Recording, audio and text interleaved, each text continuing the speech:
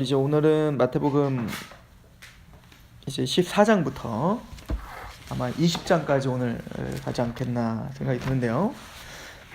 우리가 지난 시간에 우리가 했었던 것들을 조금 좀 정리해 보시면 그 마태복음 1장부터 사실은 4장까지는요. 그런 예수님이 바로 구약의 성취이심을, 구약 전체의 성취이심을 굉장히 그 주도 면밀하게 이렇게 상고한 겁니다. 그래서 마태복음 1장에 있는 그 족보 이야기부터, 그죠? 그래서 아브라함과 다윗의 자손, 여기에는 구약 전체가 다 그 어떻게 보면은 통과되어 있는 거예요. 그러니까 구약 전체를 꿰뚫는 어떤 그 핵심적인 내용이 거기 있는 거죠. 그래서 이건 창세기 3장 15절부터 시작한 여자의 후손이 뱀의 머리를 밟을 거야. 성경을 그걸로 시작하지 않으면 이해가 안 되는 것들이 굉장히 많이 있습니다. 그래서 그 씨를 주실 건데 그게 바로 아브라함의 자손이어야 된다. 그리고 이삭의 자손이어야 되고 야곱의 자손이어야 되며 그 12아들 중에 유다의 지파로 오셔야 되며 그리고 유다 지파 중에 다윗의 왕조로 오셔야 된다. 그래서 이제 그 전체를 바로 그 씨, 그 자손, 그 아들이 누구냐? 바로 마태복음 1장에 예수 그리스도다. 이렇게 표현을 한 거죠. 그래서 예수님이 이 땅에 베들레헴에서 태어나셨어요. 가나안 땅에서 태어나시고 그리고 2장에 잠시 애굽에 가죠. 이제 헤롯에 의하여 이제 죽임 당할 것 같으니까 이제 헤롯으로 이제 집이 이동을 합니다. 그런 다음에 3장에 어떤 이야기가 나오냐면 이제 세례 받는 장면이 나오고 그리고 4장에 예수님 시험 당하시는 장면이 나옵니다. 그러니까 지금 이 구조가 가나안 땅에 계셨다가 애굽에 갔다가 세례 받으시고 시험 당하신다. 이 구조가 딱 이스라엘 백성들이 살았던 구조죠. 그래서 이스라엘 백성들이 아브라함을 통하여 가나안에 있다가 이제는 요셉을 통하여 애굽에 갔다가 이제는 모세를 통해 출애굽을 하여 40년 광야 생활을. 그래서 이제 그 마태복음의 이 구조의 중요성은 예수님께서 당하셨던 세 가지 시험이 바로 그래서 광야에서 이스라엘이 당했던 그 시험이다. 그걸 뭘 통해서 알 수 있냐면 예수님이 세 가지 시험을 하나님의 말씀으로 승리하는데 그 말씀이 다 신명기죠.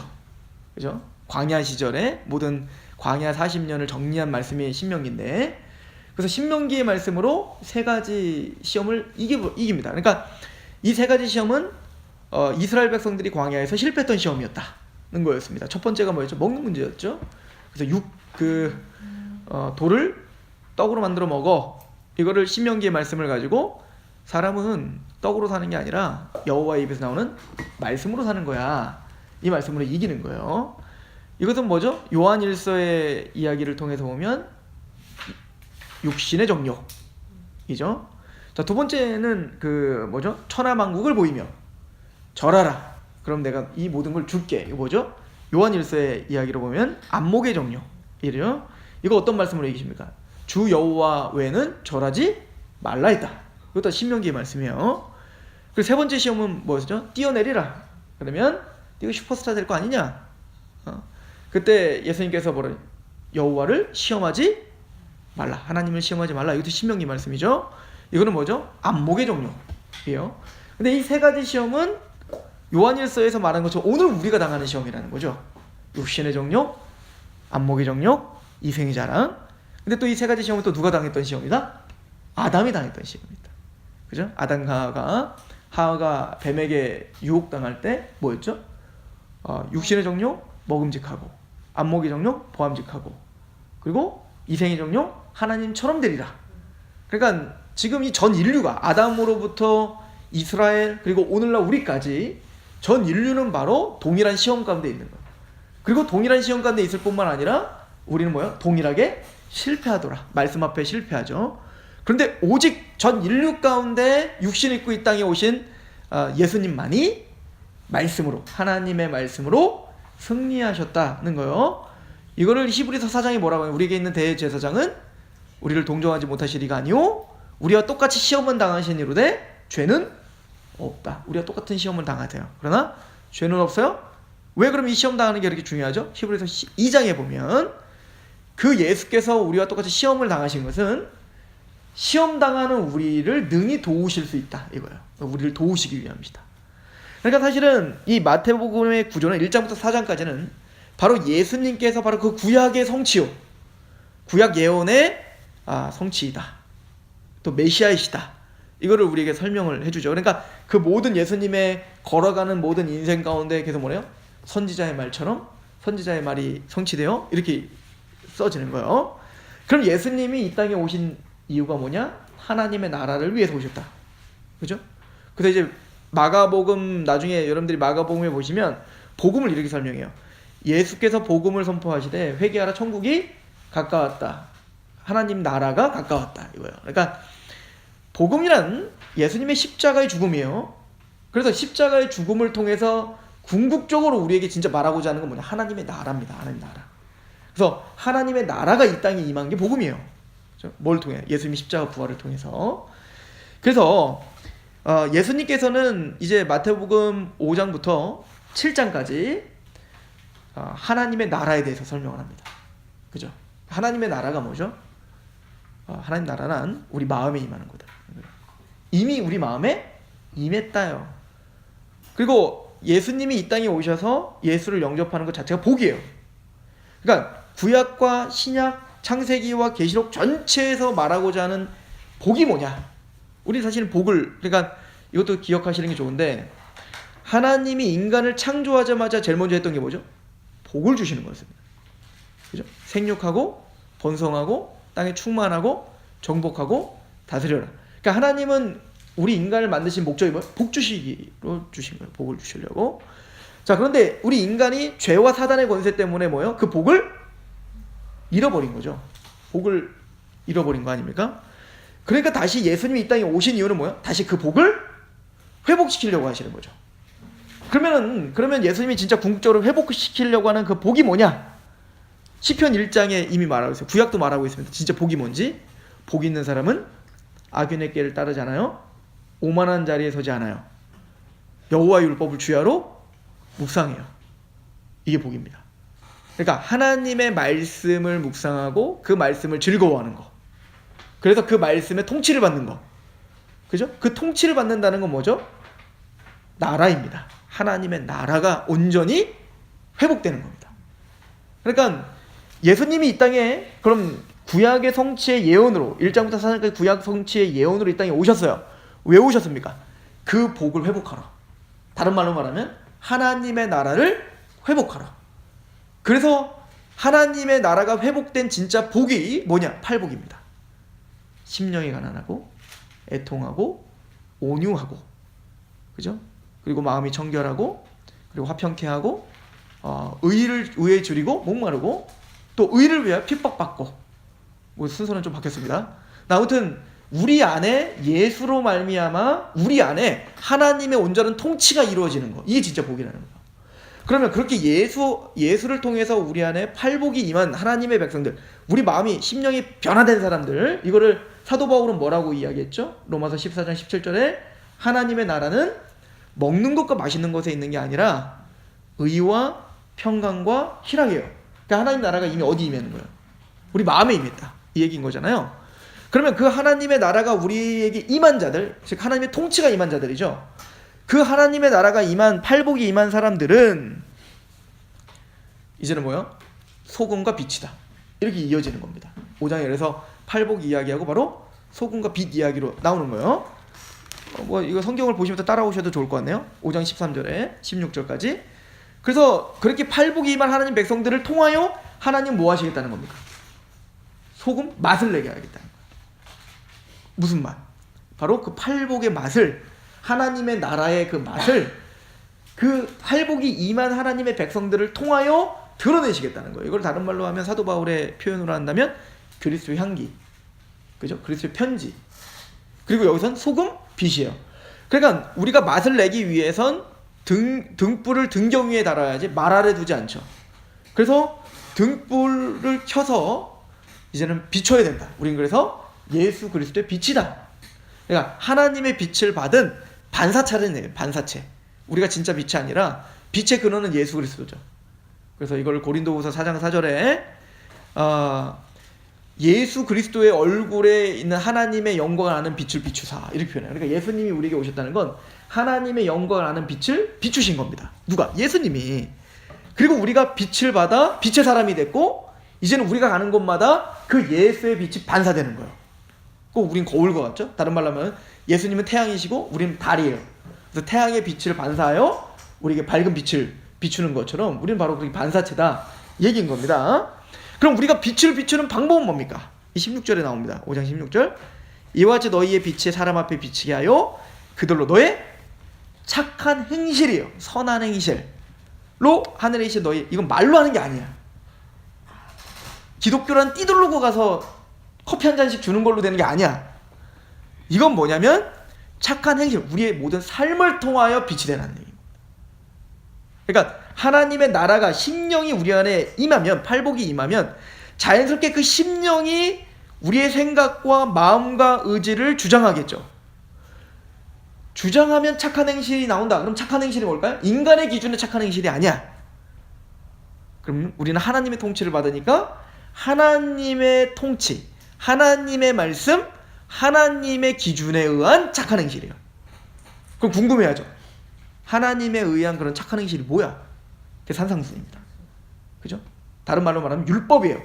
근데 그 율법의 근간을 드러내준, 그러니까 유대인들이 율법의 본질을 희석시켜서 자기들끼리 만든 율법 말고, 장로의 전통 이거 말고 진짜 하나님이 십계명을 통해서 주신 그 하나님의 율법의 본질을 드러내는 겁니다. 그리고 그 본질이 뭔데요? 한마디로 산상순을 확인하면 하나님을 마음을 다하고 뜻을 다하고 주 하나님을 사랑하고 내 이웃을 내 몸처럼 사랑하는 거. 사랑입니다. 그죠? 그 사랑을 통하여 우리가 빛을 비추는 자가 돼야 된다. 자, 이게 마태복음 이제 5장부터 7장까지 하는 얘기예요. 그죠? 그리고 우리가 그 본질을 제대로 알면 우리는 그 말씀을 다 지켜 살 수 있더라 없더라? 없다는 걸 알아야 됩니다. 그럼 하나님 율법을 주신 목적이 뭡니까? 이런 본질을 주님께서 알려주신 목적이 뭡니까? 두 가지 목적이에요. 첫 번째는 죄를 깨닫게 하기 위함입니다. 우리 스스로 하나님의 나라를 우리 안에 만들 수도 없고 또 우리 스스로 그 하나님 나라를 완성할 수도 없다예요. 두 번째, 거룩한 목적지를 보여주는 겁니다. 그럼에도 불구하고 우리가 할 수 없지만 그럼에도 불구하고 하나님의 백성들, 하나님의 자녀들을 향한 거룩한 목적지를 보여주는 겁니다. 하나님은 이거에 대해 포기하지 않습니다. 예를 들어서 우리가 자녀를 뱃속에 이제 잉태했을 때, 그리고 아이를 열흘 동안 뱃속에 끌어안고 살면서 넌 대충 살아라 하는 부모가 어디 있겠어요? 너는 그냥 대충 그냥 밥벌이만 하면 살아라, 이런 부모 어디 있냐고. 태어나자마자 큰 꿈을 갖고 있지 않겠어요? 물론 우리가 살다 보면 그게 이제 포기가 되는 건데, 그런 것처럼 하나님은 하나님의 자녀들을, 하나님의 나라 백성들을 만드시면서 그 목적지가 어딘지를 보여줍니다. 그건 뭐죠? 거룩입니다. 그 거룩의 그런 목적지는 어디예요? 예수 그리스도입니다. 이게 이제 우리를 향한 거룩한 뜻이다 떠가는 이야기로 이제 사실은 이제 하나님의 나라에 대한 이야기를 했고요. 그러면 실제적으로면 이 하나님의 나라를 만드시기 위하여 예수님이 오신 건데, 1장부터 4장까지 구약의 성취로서 이 땅에 오셨는데, 그래서 하나님의 나라를 우리에게 만드시는 건데, 그러면은 어떻게 그 나라를 우리에게 만들어 주시는 거지? 우리는 할 수 없는데?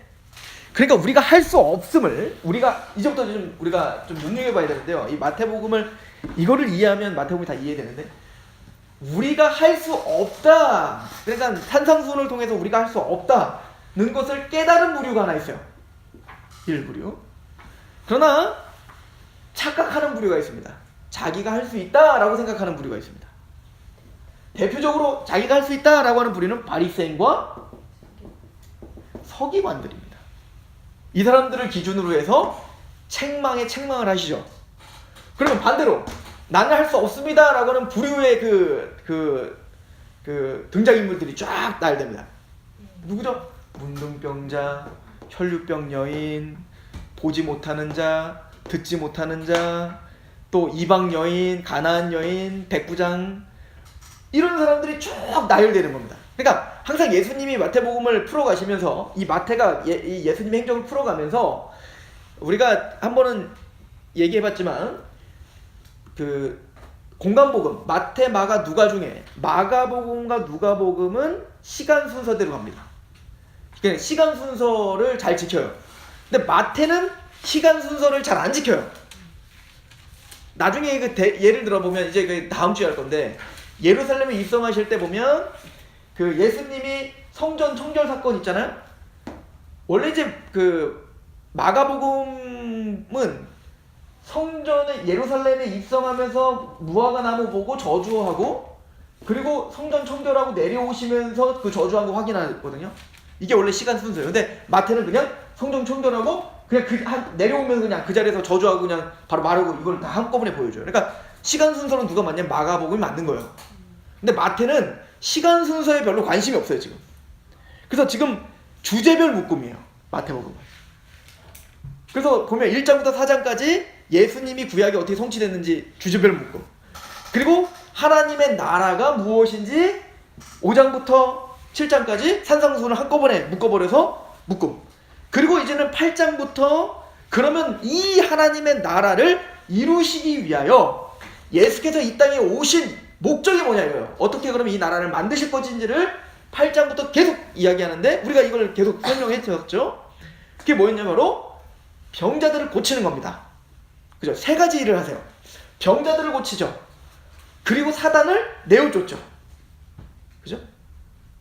자, 이건 뭐냐면 우리가 잘 아는 8장에 병자들을 고쳐요. 세 가지 병자를 고치죠. 문둥병자, 그리고 백부장 하인, 그리고 베드로 장모 열병. 그걸 고친 다음에 이걸 뭐랑 연결시켰어요? 이사야서의 예언이다. 그죠? 이사야서 53장에 바로 그가 채찍에 맞음으로 나음을 입었다. 그 나음, 정말 우리를 회복시키는 그 일을 하러 오신 거예요. 그러니까 이 하나님 나라가 임하기 위해선 산상수훈 앞에 직면해야 된다. 그럼 어떻게 해야 된다? 내가 문둥병자요? 내가 보지 못하는 자요? 내가 듣지 못하는 자요? 내가 바로 혈류병 여인입니다라고 고백이 나와야 되는 겁니다. 원래 산상수훈 앞에 나는 정말 죄인으로서이다, 나는 스스로 하나님 앞에 나올 수 없는 자입니다를 알려주기 위함이에요. 사실 산상수훈은. 그래서 사실은 이제는 그 등장인물들을 통해서 바로 이런 자신의 죄됨을 알고 나온, 그래서 이제 9장에 가면, 마태복음 9장에 우리가 반복해서 설명하지만 9장에 보면 그 이제는 중풍병자를 고치면서 이 병과 뭐랑 연결을 시켜 주시냐면 바로 9장 2절 보세요. 침상에 누운 중풍병자를 사람들이 데리고 오거늘 예수께서 그들의 믿음을 보시고 중풍병자에게 이르시되 작은 자야 안심하라, 내 죄사함을 받았다. 그러니까 병자를 고치면서 이제 뭔 얘기를 해요? 죄에 대한 얘기를 하는 겁니다. 병이 있으니까 죄다 이 얘기 아니에요. 지금 뭔가 메시지를 던지는 겁니다. 그리고 뭐라고 하죠? 야, 네가 죄 살 권세가 있느냐? 이 바리새인과 서기관들이 공격을 하니까 이 6절에 9장 6절에 그러나 인자가 세상에서 죄를 사하는 권능이 있다. 예수님이 이 땅에 오신 목적이 뭐라는 거예요? 그 하나님 나라를 이루시기 위해 제일 먼저 뭐요? 우리 스스로 해결할 수 없는 그 전적 부패, 그리고 전적 무능, 죄로 말미암아 우리는 병들어 있다 이거예요. 그 죄의 병을 고쳐주러 왔다는 거예요. 죄 사주시러 왔다 이겁니다. 그렇죠? 그리고 그 예수님 이제 그래서 9장에 이제 그 죄사함의 권세를 이야기한 다음에 10장에 누구를 부르죠? 그래서 이제 그 9장에도 한번 불렀죠? 누굴 불렀어요? 9절부터 마태 불렀다는 거 우리가 집중해서 설명했었죠? 마태가 누구였어요? 세리였잖아요. 세리. 근데 예수님은 바리새인과 서기관들을 부르러 온 게 아니라 누구를 부르러 왔어요? 세리를 부르니까 스스로 죄인인 걸 인정하는 자들을 부르는 겁니다. 난 그래서 의원은 건강한 자를 쓸 때 없다 이 얘기를 하지 않습니까? 그러므로 마태복음 10장에 보면, 마태복음 10장은 이제 오늘 하는 것 중에도 좀 연관이 있기 때문에 다시 한번 보는데, 마태복음 10장에서 제자들을 부르시면서 자, 예수님이 뭐라고 말씀을 하시냐면 그 10장 우리 16절을 한번 보십시오. 10장 16절에 보면 보라 내가 너희를 보냄이 양이 이리 가운데 보냄과 같도다. 그러므로 너희는 뱀같이 지혜롭고 비둘같이 순결하라. 사람들을 삼가라. 그들이 너희를 공에 넘겨주겠고 그들의 회당에서 채찍질하리라. 그러니까 제자들을, 그 죄인된 우리를 불러주셔서 제자로 삼으신 목적이 뭐예요? 다시 너희도 예수님이 걸었던 길을 너희도 걸어야 되기 때문에. 그러니까 예수님이 지금 바리새인과 서기관들에서 핍박당하는 것처럼 너희도 뭘 당할 거예요? 핍박을 당할 건데 이 중요한 장치, 중요한 단어들이 나오는데요. 그 단어들은 우리가 좀 기억하는 게 좋아요. 이게 뭐냐면 우리 38절을 가보시면 10장 38절 또 자기 십자가를 지고 나를 따르지 아니하는 자도 내게 합당하지 아니하니라. 자기 목숨을 잃는 자는 얻는 자는 잃을 것이요 나를 위하여 자기 목숨을 잃는 자는 얻으리라. 너희를 영접하는 자는 누굴 영접하는 거예요? 나를 영접하는 거고, 나를 영접하는 건 누굴 영접해요? 나를 보내신 이를 영접해요. 그러니까 나를 영접하는 건, 그러니까 예수님을 믿는 그 마태 세리와 같이 죄인 됐던 자가 하나님의 나라가 임하여 그 복음 가운데 있는 제자들, 우리예요. 우리를 영접하면 누굴 영접하는 것 같아요? 예수를 영접하는 거고, 예수를 영접했다는 건 누굴 영접하는 거예요? 하나님을 영접하는 것 같다. 이게 온전한 연합이기 때문에 그런 겁니다. 그러면서 이걸 뭐라고 말하냐면 42절 또 누군지 제자의 이름으로 이 작은 자 중 하나, 이 제자가 누구예요? 작은 자 중 하나예요. 그러니까 지극히 작은 자입니다. 자, 이런 단어들이 계속 하나님의 백성, 참된 백성들에게 계속 돌아가는 이름들이에요. 어린아이, 작은 자. 그죠? 그리고 나중에 보면 이런 어린아이를 영접하는 게 누굴 영접하는 거다? 나를 영접해. 이런 게 다 연결되어 있는 말씀들이란 말입니다. 그러니까 마태복음 읽을 때 이런 것들을 염두에 두시고 읽으셔야 된다는 얘기인 거예요. 굉장히 중요한 장치들이요. 주제인 거예요, 이게. 자, 그래서 좀 넘어가셔서 우리가 지난주에는 그러면 예수님이 이 땅에 오셔서 병자들을 치유하시는 것이 바로 죄사함의 이야기인데, 그럼 언제부터 우리가 이 죄 가운데 노예가 됐던 겁니까? 그래서 이제 그 12장까지 어떤 이야기가 있냐면 사탄을 내쫓는 장면이 있는 겁니다. 그리고 뭐라고 하죠? 강한 자를 결박하고야 그 세간을 강탈하지 않겠냐? 이 얘기가 있는 거죠. 그러니까 예수님은 궁극적으로 뭐를 부시러 오신 거예요? 사단의 머리를 밟으러 온 겁니다. 그러니까 우리의 영적인 질병이 왜 걸렸지? 우리의 죄 때문이야. 그럼 우리 죄가 왜 우리를 장악하게 됐지? 궁극적으로 사탄 때문이죠. 뱀이 아담과 하와를 유혹했잖아요. 거기에 지배당하고 있는 거잖아요. 죄의 지배를 받는다는 건 다른 말로 사탄의 지배를 받는다는 거란 말이에요. 그래서 이거 예수님 뭐라고, 너희 독사의 자식들아 라고 말을 했고, 또 너희 아비는 마귀니라 라고 이야기했고, 사도 바울은 뭐라고 했어요? 이 세상 신이 라고 말을 했어요. 이 세상 신이 믿지 않는 자들 혼미하게 한다고. 이걸 또 사도 바울은 뭐라고 했어요? 흑암의 권세라고 이야기했다고요. 그러니까 예수님이 이 땅에 오셔서 하나님 나라를 우리에게 이루시는 궁극적인 궁극적인 방법은 그 죄와 사단의 것을 밟는 겁니다. 그럼 어떻게? 그랬더니 사람들이 막 권능을 막 보여주니까 권능 보여주세요, 표적 보여주세요. 그러니까 뭐라고 하니까 요나의 표적밖에는 보여줄 표적이 없다. 요나의 표적이 뭔데요? 십자가와 부활을 상징하는 거죠. 3일 동안 물고기 뱃속에서 고난당하다가 나온 거. 이게 뭐죠? 예수님의 십자가와 부활을 상징하죠. 그러니까 예수님의 십자가와 부활 외에는 사단의 권세를 밟을 길이 없는 겁니다. 그죠? 그러므로 이제 사실은 다시 앞으로 돌아가 보면 창세기 3장 15절의 이 예언이 바로 십자가와 부활을 통해서 성취될 것, 사단의 권세를 밟으러 나는 이 땅에 왔다, 이 얘기를 하는 거죠. 근데 이걸 사람들이 깨달아 못 깨달아요. 못 깨닫죠. 그래서 예수님이 뭐라고 하냐면 우리 앞에서 다 했던 얘기예요. 뭐라고 했죠? 하나님께 기도하죠. 아버지요, 슬기로운 자들에게, 지혜롭고 슬기로운 자들에게는 감추시고 어린아이와 같은 자들에게 알게 하신 것을 감사하나이다. 그럼 이 하나님의 나라를 알 수 있는 사람은 누구밖에 없다? 슬기롭고 지혜로운 사람이 아니라 어린아이와 같은 자. 이 어린아이 같은 자들이 누구예요? 마태 세리와 같은 자, 죄인이죠. 또 문둥병자, 혈류병 여인, 지금까지 봤던 자기 스스로는 이 문제를 해결할 수 없다라고 하는 걸 알아 주 예수님의 옷자락을 만지려고 했던 그 사람들.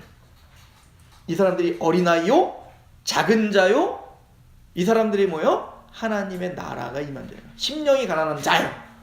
사실은 심령이 가난한 자는 복이 있나니 천국이 저희 것이다. 이 한마디에 이 그 전체가 좀 정리가 되죠. 이해가시죠?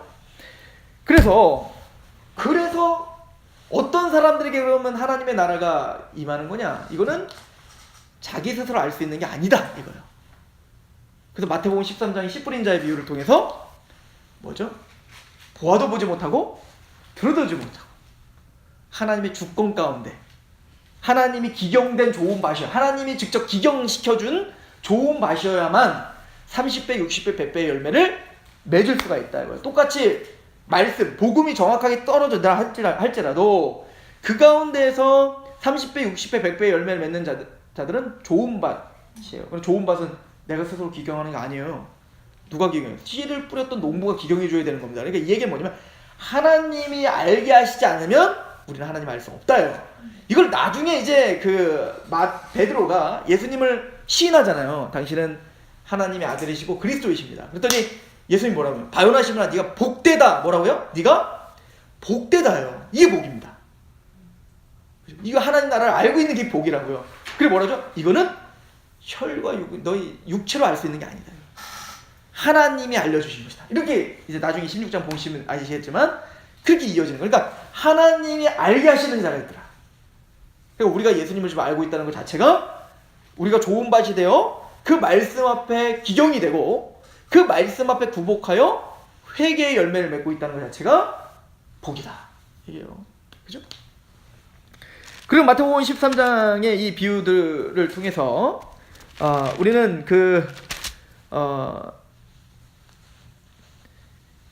이 씨가 뿌려진 우리 좋은 밭이 되어서 열매를 맺으면 하나님 나라가 된 거죠. 우리가 하나님 나라 백성이 된 거예요. 이거를 천국의 아들들이라고 표현해요. 그러면 하나님은 그 천국의 아들들, 그러니까 좋은 밭이 되어 30배, 60배, 100배를 열매 맺는 천국의 아들들을 또 어디다 심는데요? 밭에 갖다 또 심는데. 그러니까 우리가 씨 뿌리는 자일 뿐만 아니라 여기서 또 뭐예요? 또 씨가 돼서 어디에 뿌려져야 돼요? 세상에 뿌려져야 되는 거죠. 이게 계속 지금 연결되잖아요. 마태복음 5장부터 7장까지 우리가 어떻게 보면 우리 마음 안에 씨를 뿌린다는 게 뭐냐. 그래서 마태복음 10장에 보니까 제자들을 파송하시면서 뭐요? 니들이 씨가 되라. 이 구조가 좀 보이시죠? 그러니까 아브라함에게도 그러잖아요. 창세기 12장에 보면 부르신 다음에 내가 너에게 복을 주마. 그리고 네가 복이 되라. 이거죠. 내가 너에게 씨를 줄게. 내가 너에게 복음을 줄게. 그리고 네가 뭐가 되라? 네가 복음이 되라. 이 얘기는 뭐야? 복의 근원이 되라. 복음의 통로가 되라. 이 얘기인 거죠. 그러면 그 다음에 이어지는 그 비유가 뭐였어요? 겨자씨 하나가 땅에 떨어져 아무것도 아닌 것 같은 겨자씨가 땅에 떨어져 썩어져서, 그죠? 그것이 큰 나물이 돼요. 거기에 새들이 깃들더라. 뭐죠? 안식을 제공해 주는 거죠. 진짜 샬롬, 진짜 평강이 무엇인지를 제공해 주는 자들. 그래서 이거를 그 마태복음 10장에 제자들을 파송하신 뭐라고 하냐면 너는 그냥 집으로 들어가라. 아무리 집으로 들어가서 뭐를 외쳐라? 평강을 외쳐라. 이렇게 표현하는 겁니다. 그러면 그 평강을 받아들이면 그 평강이 그의 집에 임할 것이요. 만약에 평강을 그가 거부하면 그 복이 너에게 임할 거야. 이렇게 표현하는 거죠. 그래서 이 복음 전하는 걸 평강이라고 표현했던 건 뭐죠? 그 복음만이 진짜 안식을 주시는, 진짜 평강을 주는 씨앗이기 때문에 그렇습니다. 왜? 하나님 나라가 우리에게 임하면 의와 평강과 희락이 임하기 때문에 그렇습니다. 이게 막 다 이어지지 않아요? 다 똑같은 얘기인 거예요, 이게. 그래서 이제 마지막으로 이제 그 13장 52절에 이렇게 결론을 내렸죠. 그 비유를 쭉 했는데요. 돌짝밭에 감추인 보화 발견한 것, 진주 장사가 그 진주에 값진 것을, 이거 다 뭐냐면, 그러니까 구원이란, 하나님의 나라란 하나님의 것의 가치를 아는 자들인 겁니다. 세상은 아무도 몰라서 그걸 조롱하고 비아냥거려도 이렇게 내 마음에 이루어진 예수 그리스도의 십자가와 부활을 통해서 이루어진 내 영적인 질병이 난 죄사함을 받아 하나님께 의와 평강과 희락을 갖고 있는 그것이 얼마나 영광스러운 것인지를 세상은 알지 못하죠. 그러나 돌짝밭에 감추인 보화를 발견한 사람처럼 그것이 얼마나 가치 있는 일인지를 아는 사람들. 그래서 그 진주 장사가 값진 진주를 보고는 전소유를 팔아서 그거를 사는 것처럼 그 마음의 그 복음의 가치를 아는 사람들, 이 사람들이 누구예요? 하나님의 아들들인 거죠. 천국의 아들들, 하나님의 나라가 임한 사람들. 그죠? 그리고는 그 사람들은 또 반복돼요. 어떻게 해야 된대요? 보니까 52절 예수께서 이르시되 그러므로 천국의 제자된 천국의 우리를 뭐라고요? 천국의 제자라고 표현하고 서기관 이렇게 표현하죠. 이 서기관이라는 건 성경을 기록한 자들이잖아요. 성경을 이제 필사한 자들이죠. 근데 진짜 서기관 누구라는 거야? 우리야 우리. 왜냐면 우리는 구약뿐 아니라 신약까지 우리 마음에 필사한 자들이기 때문에 우리 마음에 새겨있는 자들이기 때문에 나중에 사실은 세원약과도 연결이 되는데 그래서 그럼 우리 천국의 제자 또 천국의 서기관인 우리가 해야 될 일은 뭐라는 거예요? 새 것과 옛 것을 곳간에서 내오는 자들이에요. 이 내온다는 건 뭐랄까요? 나눠주러 내오는 거죠.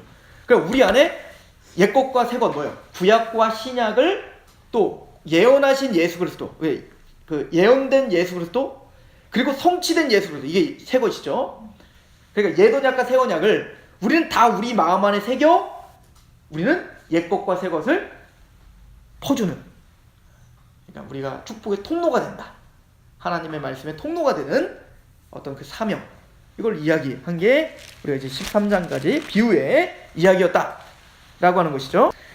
자 그러면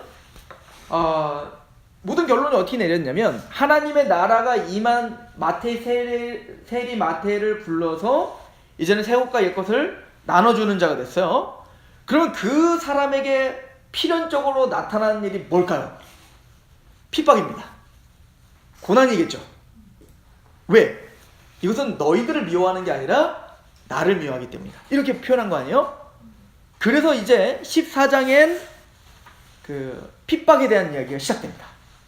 고난에 대한 이야기가 시작돼요. 이 고난은 그래서 이제 14장부터 16장까지 우리가 16장에는 어떤 이야기가 나와 있죠? 베드로의 신앙 고백이 나오는데요. 그 베드로의 신앙 고백이 있기까지 하나님은 베드로가 그 신앙 고백을 고백을 하는 것까지 주님이 어떻게 도와주고 계시는지 한번 보자는 거예요. 자, 14장에 보면 이제 세례 요한이 이제 순교당하는 장면이 나옵니다. 그죠? 순교당해요. 그래서 드디어 이 헤롯 이제 정권이 개입을 하여서 하나님의 사람들을 죽이는 일들이 시작되죠. 그죠? 근데 이 헤롯 이야기는 조금 더 우리가 의미심장하게 좀 보셔야 되는데 헤롯이 이제 그 세례 요한을 죽였잖아요. 그 이유는 뭐냐면 이제 자기 이제 어떻게 보면은 근친상간을 이제 이 헤롯이 하니까 세례 요한은 선지자로서 어떻게 해서 선지자의 해야 될 일 중에 하나는 뭐냐면 하나님의 말씀으로 왕들을 경계하는 겁니다. 경고하고 그러니까 세례 요한은 이 신천지는 이거 세례 요한이 바로 정치랑 괜히 정치에 참여했다가 죽임당했다 뭐 이렇게 얘기하는데 그거 아니에요. 이게 고유한 선지자의 행태입니다. 그러니까 왕들에게 하나님의 율법대로 선포하는 겁니다. 그래서 이제 당연히 딱 선포했더니 누가 싫어했냐면 헤로디아가 굉장히 싫어한 거예요. 그죠? 여기 보면 빌립의 아내 헤로디아 이 동생이거든요. 그러니까 빌립이 헤롯의 동생인데 이 동생이 아내를 취하다가 지금 사는 거 아니야.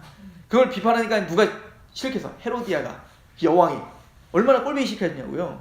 그래서 이제 세례 요한을 죽이고 싶었는데 이제 잔칫날 헤로디아 딸이 헤롯에 가서 이제 막 춤추고 막 그러니까 이쁘니까 어우 너 뭐 줄까? 그랬더니 세례 요한을 목을 담아다가 쟁반에다가 주십시오. 이런 잔인한 거를 누가 시켰냐면 헤로디아가 그걸 시킨 거야.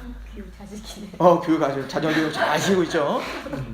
그랬더니 정말로 헤롯이 겁은 났어요. 왜냐면 선지자로 이미 다 정평이 나 있었기 때문에 죽일 수가 없었는데 헤롯이 어쩔 수 없이 약속은 약속이니까 이제 죽이게 돼버린 거죠. 근데 그 뒤로 여기 성경에 나와 있지 않지만 헤롯이요 맨날 악몽에 시달렸다고 해요. 그래서 막 너무너무 스트레스를 받고 이게 막 세례 요한을 죽여버렸으니 얼마나 죄책감이 있었겠어요. 그때부터 이 헤롯이요 막 그 영적인 어떤 민감함이 생긴 거예요. 그런데 세례 요한이 죽었는데 갑자기 예수가 막 병든 자를 고치고 막 회개하라 천국에 갔다 막 이러고 이게 소문이 누구에게 들린 거예요. 헤롯에게까지 들려서 이게 헤롯이 뭐라고 하냐면 혹시 세례 요한이 살아난 거 아니냐? 이렇게 막 겁나기 시작한 거예요. 이 이야기에 누가복음 나중에 9장에 가면 자세하게 써 있어요. 그래서 헤롯이 누가복음 9장에는 뭐라고 써 있냐면 예수를 보고 싶어 하더라 이렇게 표현해요. 그러니까 예수를 만나보고 싶은 겁니다. 왜일까요? 겁난 겁니다. 하나님이 나한테 징계하러 온 거 아니야? 이제 큰일 났다. 그러니까 막 헤롯이 막 겁이 나가지고 이제 누가 궁금할까요? 그 예수가 궁금한 겁니다. 그래서 그 외우기도 쉬워요. 누가복음 9장 9절에 보면 헤롯이 그 예수를 보고 싶어 한다는 말이 나와요. 이런 개념이에요. 그러니까 보세요. 지금 마태복음 그 얘기가 써있진 않지만 12절에 요한의 제자들이 와서 시체를 가져다가 장사하고 가서 예수께 아뢰되 이걸 막 세례요한 죽었어요. 이 소리 듣자마자 13절에 어때요? 예수께서 들으시고 배를 타고 막 떠나요. 왜 떠나는 걸까? 지금 세례요한 죽인 거, 나 죽이는 거 아니야? 뭐 도망가시는 거예요 지금? 즉 그런 내용이 아니라 누가복음과 연결해서 보면 헤롯이 지금 세례요한이 죽은 다음에 헤롯이 누가 궁금했어? 예수님이 궁금해서 예수님을 만나보고 싶어 한다는 소리를 들었던 것 같습니다. 그래서 예수님은 그 헤롯을 떠나 어디로 가는 거예요? 빈들로 가고 있는 겁니다. 그렇게 해석이 돼야 되는 거예요. 누가복음과 연결해서 보면. 그러니까 무슨 얘기냐면 헤롯도 뭐예요? 죄책감과 뭔가 시달려요. 그래서 누구를 찾아요? 예수를 찾죠. 근데 예수님은 그 헤롯을 떠나시는 겁니다. 헤롯은요 자신의 진짜 회개할 마음으로 예수를 찾는 게 아니에요. 헤롯은 뭐냐면 자기의 어떤 영적인 만족을 위해서 예수를 찾고자 하는 겁니다. 또한 예수를 하나의 액세서리로 생각하는 겁니다. 그렇죠? 이 사람은 예수를 어떻게 보면 만왕의 왕이요 만주의 주로 지금 고백하려고 예수를 부르는 게 아니라 단순히 자신의 죄책감을 좀 이겨내기 위한 도구로 사용하려고 하는 것이죠. 예수는 그런 자와 함께 하시지 않겠다는 거예요. 그게 진짜 믿음 아니라는 거예요. 그럼 이제부터 진짜 믿음이 무엇인지를 예수님이 설명해 주실 겁니다. 예수는 그런 헤롯과 같은 신령을 떠나 누구와 함께 있냐 빈들에 가서 굶주리고 있는 그 무리들을 불쌍히 여겨 불쌍한 여기 보면 이제 그런 표현이 나오죠. 14절에 예수께서 나오사 큰 무리를 보시고 불쌍히 여기셨다.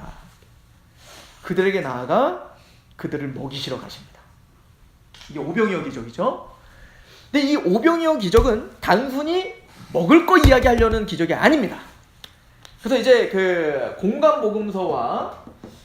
공관복음서는 세 책이죠. 마태, 마가, 누가. 그러면은 이거와 다른 특별한 복음서가 하나 더 있죠. 이게 뭐예요? 요한복음이죠.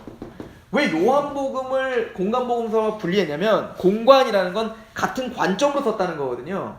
그럼 요한은 뭔가 다른 관점이라는 거 아니에요. 이게 뭐냐면 다른 관점이라기보다는 요한은 신학적인 책입니다. 그러니까 해설을 해줘요.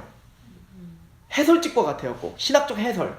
그러니까 예수님의 표적과 기적에 대한 해설. 물론 우리가 마태복음을 지금 연구해보면 알지만 마태복음도 해설이 되어 있죠.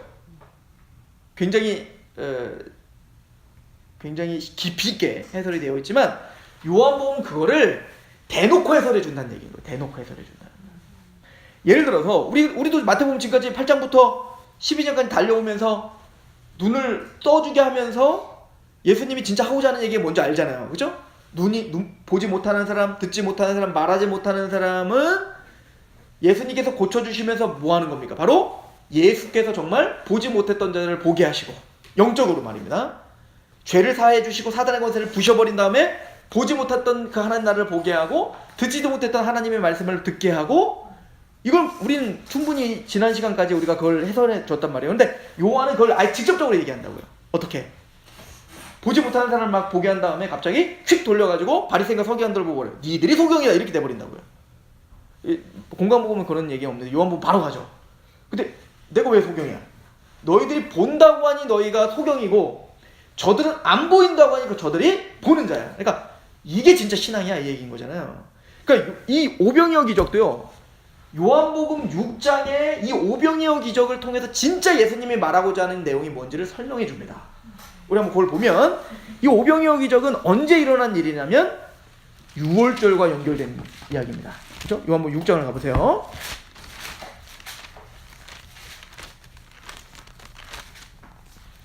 6장 4절에 보면 이렇게 써있죠?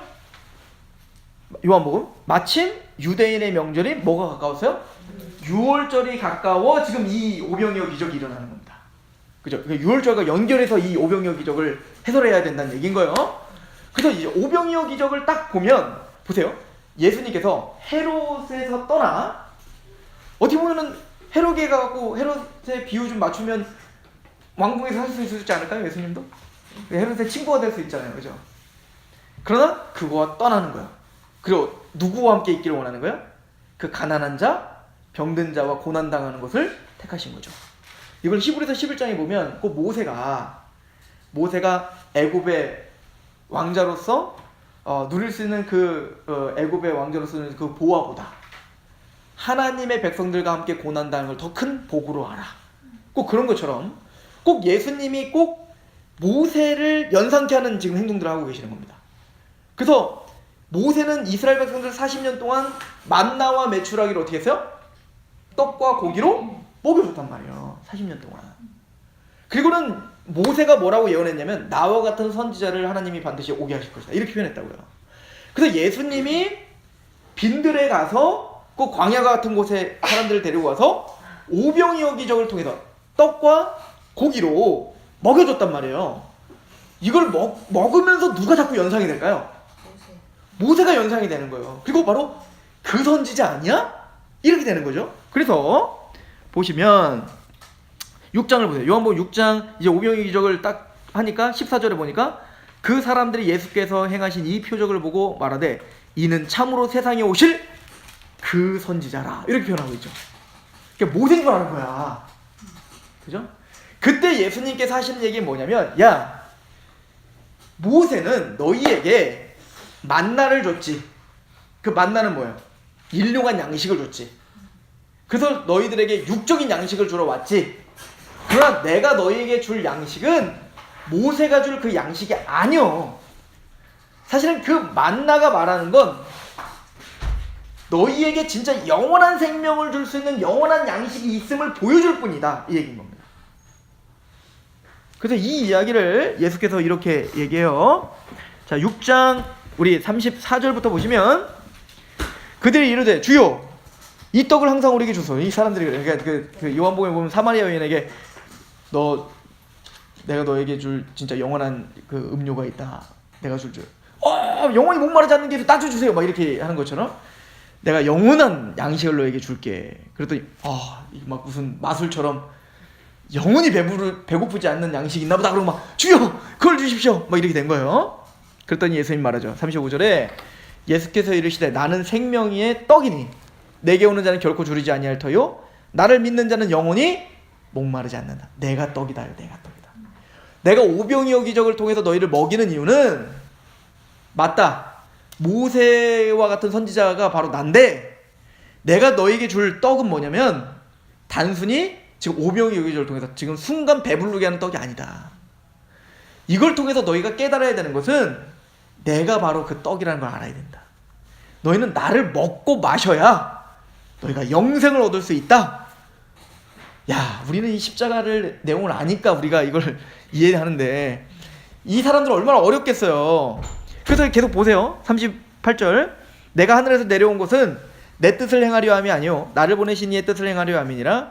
나를 보내신 이의 뜻은 내게 주신 자 중에서 내가 하나도 잃어버리지 아니하고 마지막 날 내가 살리는 것인데 내 아버지의 뜻은 아들을 보고 믿는 자마다 영생을 얻는 이것이라. 그러니까 다른 말로 말하면 나를 먹으란 얘기는 나를 진짜 뜯어먹으란 얘기가 아니라 내가 생명의 떡인 걸 믿고 나를 통하지 않고는 영생을 얻을 수 없다는 걸 믿으란 얘기다. 이 얘기인 거죠.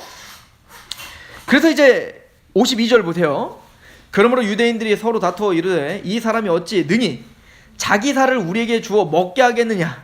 예수께서 이르시되 내가 진실로 너희에게 이르노니 인자의 살을 먹지 아니하고 인자의 피를 마시지 아니하면 너희 속에 생명이 없다. 그랬더니 이 사람들이 뭐라고 해요? 아유 어떻게 자기 살을 먹고 마시라고 하는 얘기야.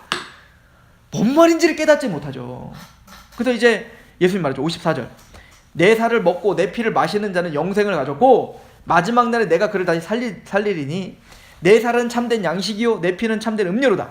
내 살을 먹고 내 피를 마시는 자는 내 안에 거하고 나도 그 안에 거하나니 살아계신 아버지께서 나를 보내심에 내가 아버지로 말미암아 사는 것과 같이 나를 먹는 그 사람도 나로 말미암아 살리라. 이것은 하늘에서 내려온 떡이니 조상들이 먹고도 죽은 그것과 같지 아니하여 이 떡을 먹는 자는 영원히 살리라. 이렇게 표현합니다. 뭐라고 말하죠? 내 살을 먹고 내 피를 마시는 자는 내 안에 거하고 나도 그 안에 거하리라. 그러니까 지금 예수님의 오병이어 기적을 통해서 왜 예수님을 믿는 것을 떡과 음료로 이야기를 했을까요? 왜 이거를 나중에 이제 뭐와 연결되는 거예요? 성만찬과, 이거 제가 성만찬 설교할 때 항상 했던 얘기죠. 왜 떡과 포도주로 예수님의 생명을 설명한 걸까요? 온전한 신비한 연합을 설명하기 위함인 거예요. 여러분들, 그 떡을 떼어서 우리가 먹었어. 그럼 그 떡이 땡글땡글 돌아다니다가 그냥 밖으로 쑥 나가는 떡이 있어요? 없죠. 그 떡은 우리 안에 내 살이 되는 거라고요. 분해가 되어서 소화가 돼서 완전히 내가 된다고요. 이해가세요? 또 포도주를 마시면 포도주가 샥 우리를 훑고 지나가다가 소변으로 샥 나가는 포도주 있어요? 그런 포도주가 어디 있냐고요? 우리 안에 소화가 되어 내 피가 된다고요. 이건 뭐죠?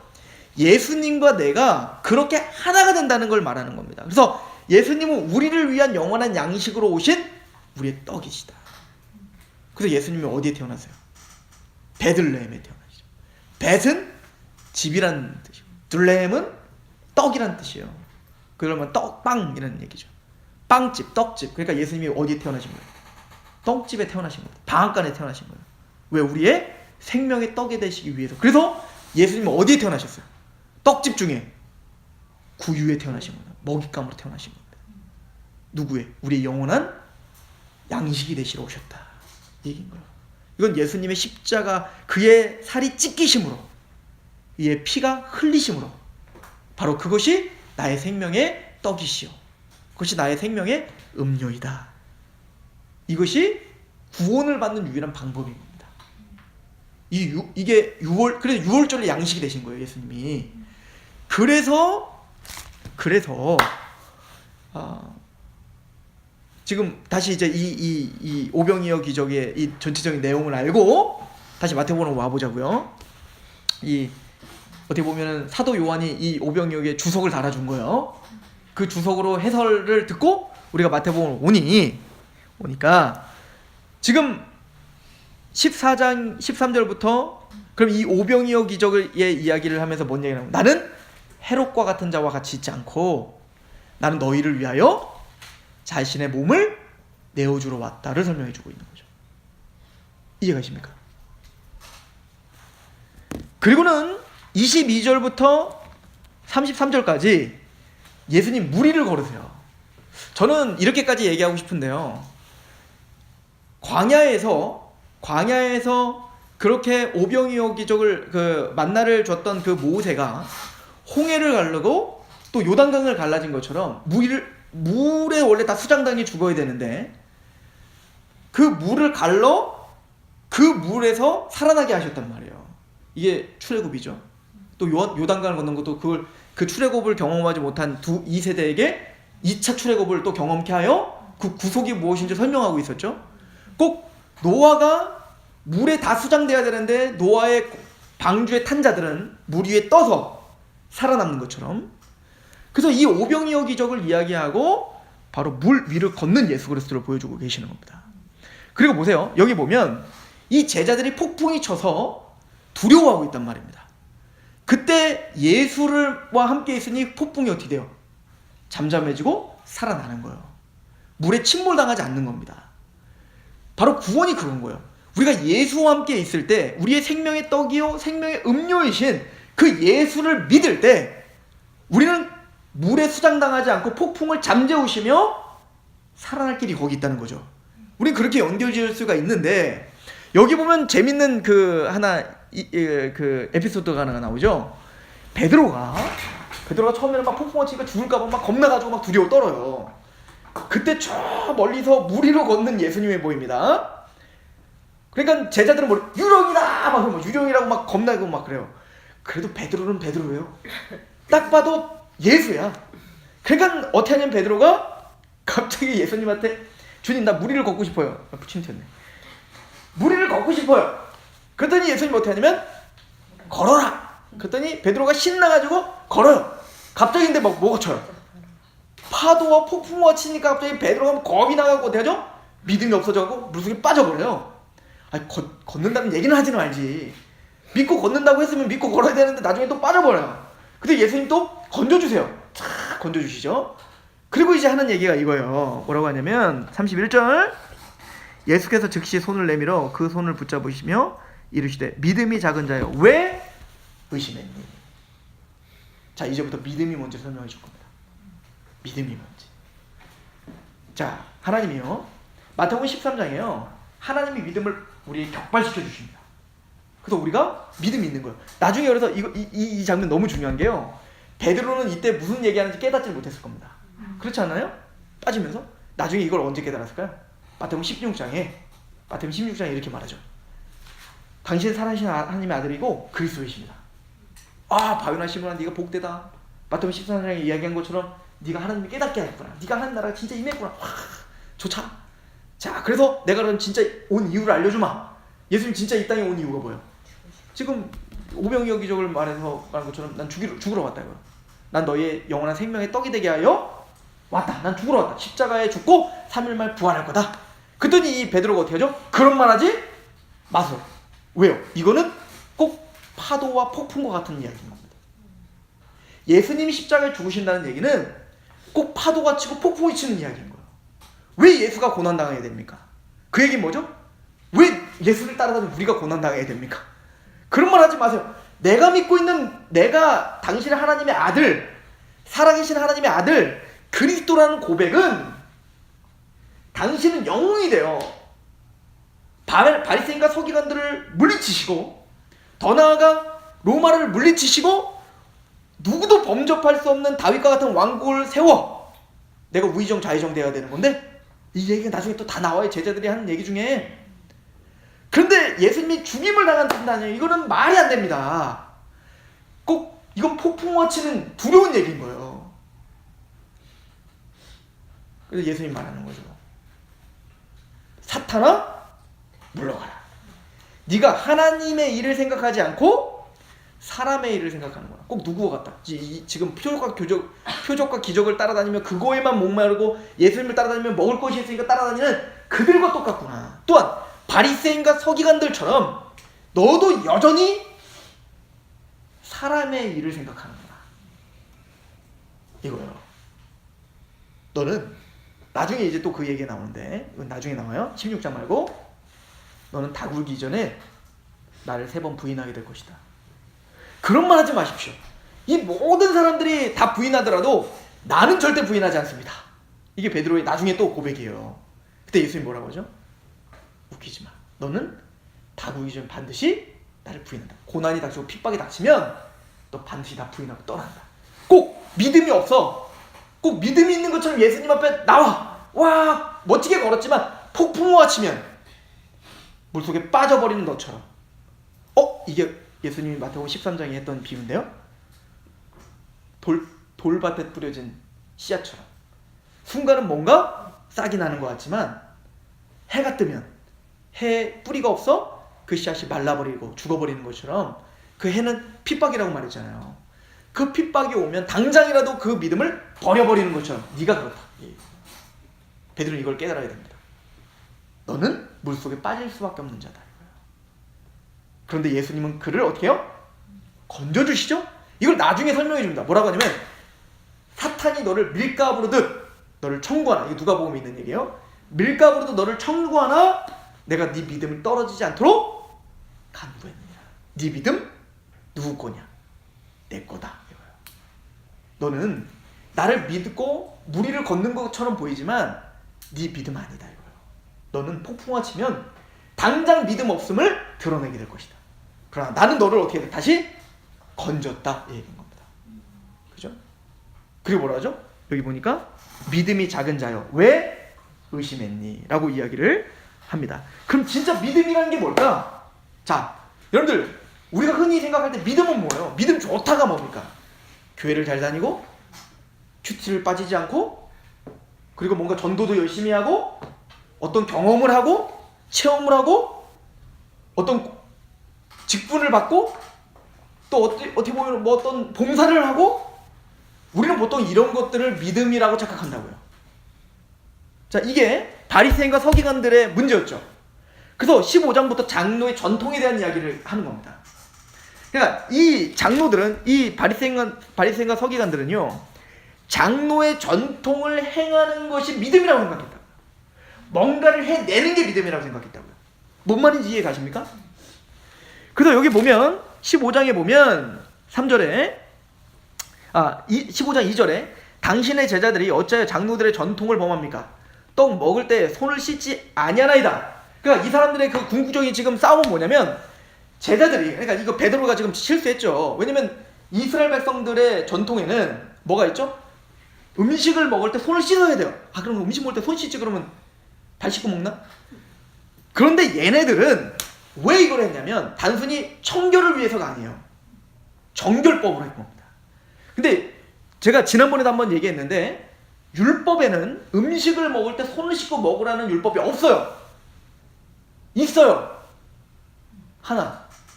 뭐냐면 대제사장이 지성소에 들어갈 때, 제사장들이 성소에 들어갈 때 번제단을 통과하고 그리고 물두멍에서 손과 발을 씻고 들어가야 돼요. 이거 외에는 손발 씻으란 말이 없어요. 근데 이거를 확대 해석한 거야. 그래서 이걸 모든 삶에, 그러니까 율법엔 그런 말이 없는데 자기들끼리 그 율법을 좀 더 잘 지켜보겠다고, 야, 제사장이 원래 손과 발을 씻는 거래. 이거는 사실은 뭐예요? 사실은 우리의 속죄를 설명하기 위함이거든요. 근데 근데 손과 발을 좀 제사장만 씻으면 되겠어? 야, 우리 모든 백성들이 씻어야지. 그거 언제 씻어야 돼? 밥 먹을 때 씻어. 그래야지. 그게 왜냐면 밥을 먹을 때 혹시 그 음식에 속해 있는 그 더러운 것들이 있을 때 그게 우리에게 들어오면 그게 우리에게 죄가 되니까, 부정한 것이 들어올 수 있으니까 항상 우리는 그 손에 그 병균들, 우리는 이제 병균이라고 하자면 얘네들은 이게 죄라고 생각하는 거예요. 하여튼 이 외부에서 우리를 더럽히는 것들이 있다 생각한 겁니다. 그러니까 항상 씻고 음식을 먹어야 더러운 것이 안 들어온다. 맞아요? 반대로 생각한 거죠. 예수님이 그래서 이 15장에 나중에 이제 읽어보세요. 예수님이 뭐라고 하냐면, 야 이놈들아, 밖에 있는 음식, 밖에서 너희를 들어오는 것이 너희를 더럽히는 게 아니야. 그 밖에서 들어온 걸 통해서 먹으면 너희가 병이 날 수는 있는데 그게 죄는 아니야. 진짜 더러운 건 밖에서 안으로 들어오는 게 너희를 더럽히는 게 아니라 니들 안에서 나오는 게 더러운 거야. 굉장히 중요한 얘기인데요. 예수님이 지금 깨닫게 하는 건 뭐냐면 율법이 우리에게 진짜 알려주고자 하는 게 뭐예요? 네 아내가 더럽다는 걸 알려주는 거거든요. 근데 이놈들은 반대로 생각했다고요. 나는 거룩한데 이 율법에 보니까 이 밖에서 들어오는 것이 나쁜 거야.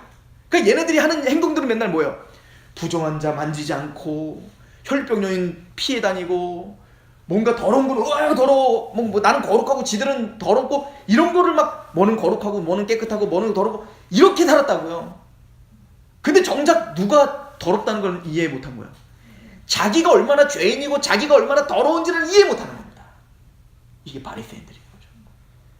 그리고는 겉으로 자기들이 만들어놓은 장로 전통을 만들어 놓고 손을 씻어야 되네, 무슨 밀을 까먹는 거는 안식일을 어기는 건데 밀을 주워 먹는 거는 안식일, 그런 자기들만의 어떤 원칙을 만들어 놓고 그것이 거룩이라고 착각하는 것, 이거 믿음 아니다 이거예요. 여러분들 이게 꼭 바리새인들만의 문제입니까? 우리 기독교의 문제 아니냐고요. 기독교가 우리가 교회를 다니고 뭘 행사를 하고 뭔가를 일을 하고 그럴듯한 뭔가를 하고 하여튼 종교적인 뭔가를 하고 이것이 거룩이라고 생각하고 이것이 나를 정결케 하고 생각한다면 이게 장로의 전통인 겁니다. 진짜 기독교는 뭐예요? 하나님의 산상수훈과 율법 앞에서 그 바깥에 있는 뭔가가 더러운 게 아니라 내가 더럽다는 걸 기억하는 거예요. 내가 더럽다. 내가 죄인이라는 걸 깨닫는, 저놈이 더럽다고 보는 비판하는 게 기독교가 아니라 내가 더러운 자고 내가 죄인입니다라고 고백하는 게 믿음이라는 얘기인 거예요. 그래서 바리새인과 서기관들이 거룩한 자가 아니라 마태 세리가 거룩한 자예요, 차라리. 그리고 병든 자들, 문둥병자, 혈류병 여인, 그 사람들이 부정한 자들이었잖아요. 근데 그 사람들이 사실 정한 자들이에요. 왜? 자기들가 더러운 걸 아니까. 진짜 믿음이 뭐죠? 그래서 이 믿음을 이야기하기 위해서 장로의 전통을 이야기하고 21절부터 가나안 여인 이야기해요. 이 가나안 여인은 뭐죠? 예수님이 일부러 지금 바리새인과 서기관들이 보고 있어요. 다 보고 있습니다. 장로의 전통을 막 지켜 뭐 이렇게 하면서 왜 니들은 손 안 닦어? 막 이런 일들이 일어난 다음에 바로 이어지는 겁니다. 21절에 예수께서 거기서 나갑니다. 나가니까 갑자기 가나안 여인이 와요. 이 가나안 여인은 뭐죠? 더러운 자입니다. 1차적으로 가나안 여인이기 때문에 더러워요. 상종하지 못할 여인입니다. 그러니까 예수님이 뭐라고 하냐면 예수님답지 않은 얘기를 하죠. 뭐라고 하냐면 21절에 예수께서 거기서 나아가 두로와 시돈 지방으로 들어가서 가나안 여자 하나가 그 지경에 나와 소리를 질러 이르되, 근데 이 가나안 여인이 감히 유대인의 왕인 다윗, 거룩한 이름을 들먹여요. 다윗의 자손이여 나를 불쌍히 여기소서. 내 딸이 흉악하게 귀신이 들렸나이다. 예수는 한 말씀도 대답하지 아니하시니 제자들이 와서 가만히 있는 거 일부러. 왜 그랬을까요? 막 집중하게 하는 거예요. 원래 막 예수님 그때그때 뭐든 막 근데 예수님이 모른 척하고 있으니까 사람들이 집중할 때까지 지금 기다리고 있는 겁니다.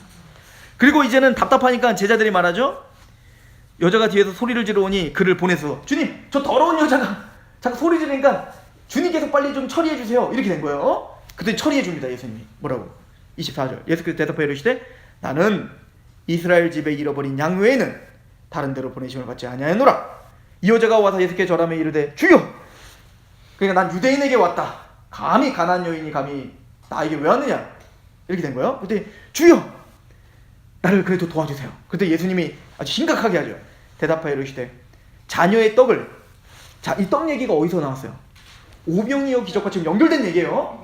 그러니까 예수 그리스도의 십자가 사건과 연결된 걸로 우리는 봐야 되는 겁니다. 지금 떡 얘기예요. 계속 먹는 얘기, 계속 먹는 얘기 나올 거예요. 떡 얘기 계속 나올 거예요. 그래서 뭐라고 말하죠? 이 자녀의 떡을 취하여 개에게 던짐이 마땅하다. 뭐다? 개야, 멍이야. 이 개라는 용어는요 굉장히 심각한 욕설입니다. 그러니까 사도 바울이 나중에 율법주의자들을 피원할 때 이 개들을 생각하고 막 그러잖아요. 이거는 우리처럼 애완용 개가 아니에요. 이거는 그 들개들을 말하는 거예요. 들개들이 막 우르르 몰려다니면서 막 썩은 쓰레기 같은 거 막 휘짓고 다니는 그런 더러운 것의 상징이었어요. 그러니까 이 가나안 여인이 뭐예요? 이 더러운 여인아, 이게요. 더럽고 상종하지 못할 여인, 개 같은 뭐 이렇게 한 거예요. 최고의 모독입니다. 그랬더니 이 여인이 뭐라고 하죠? 27절 여자가 이르되 주여 옳습니다. 뭐죠? 인정합니다. 나는 개입니다. 나는 더럽습니다. 난 상종 못할 여인입니다. 그러나 개들도 제 주인의 상에서 떨어지는 부스럽게도 또 먹습니다. 이에 예수께서 대답하시되 여자여 내 믿음이 크도다. 진짜 큰 믿음이 뭔지 설명해 주죠. 아까 베드로에게 뭐라고 하죠? 네 믿음 왜 이렇게 작냐? 그럼 진짜 큰 믿음이 뭔지를 궁금해할 거 아니에요? 큰 믿음은 장로들의 전통을 지키며 거룩한 차하며, 이게 믿음이 아니야. 그럼 진짜 믿음이 뭔지 아니? 저 여인이 진짜 믿음이야. 맞습니다. 내가 더러운 자입니다. 밖에서 들어오는 게 나를 더럽히는 게 아니라요, 내가 개입니다. 내가 진짜 죄인입니다. 주님의 말씀 앞에 섰을 때 내가 감히 어찌 주님의 말씀을, 또 주님의 십자가의 피를, 그 양식을 내가 먹을 수 있습니다. 나는 절대 받을 수 없는 자입니다. 그러나 죽은 개에게도 그 빵의 부스러기를 주시지 않습니까? 맞습니다. 난 개입니다. 그러나 난 주님의 빵이 필요합니다. 주님의 살과 피가 필요하다는 거예요. 십자가가 필요하다는 얘기죠. 우리로 말하면 네 믿음이 크도다. 이게 믿음이다. 믿음이란 이런 겁니다. 우린 마태복음만 제대로 이해하고 있어도 교회가 이 모양이면 안 되는 겁니다. 우리가 진짜 마태복음만 이야기하고 있어도 감히 내 신앙을 자랑할 수 없는 겁니다. 우린 더더욱 겸손해져야 되고 겸허해져야 되는 거예요. 마태복음만 제대로 이해하고 있어도 우리는 감히 번영주의를 교회에 끌어들일 수 없는 겁니다. 믿음이 뭔데요? 도대체 믿음이 크다는 게 뭔데요? 서울을 하나님께 바치겠다라고 하는 선포가 믿음이 큰 게 아니에요. 이름 없이 빚도 없이 그냥 죽은 개와 같은 나입니다. 하나님, 나는 자격이 없는 자입니다 라고 고백하며 주님 앞에 서 있는 거, 이게 믿음이야 라고 성경은 가르쳐주고 있는 것입니다. 오늘은 여기까지 하겠습니다.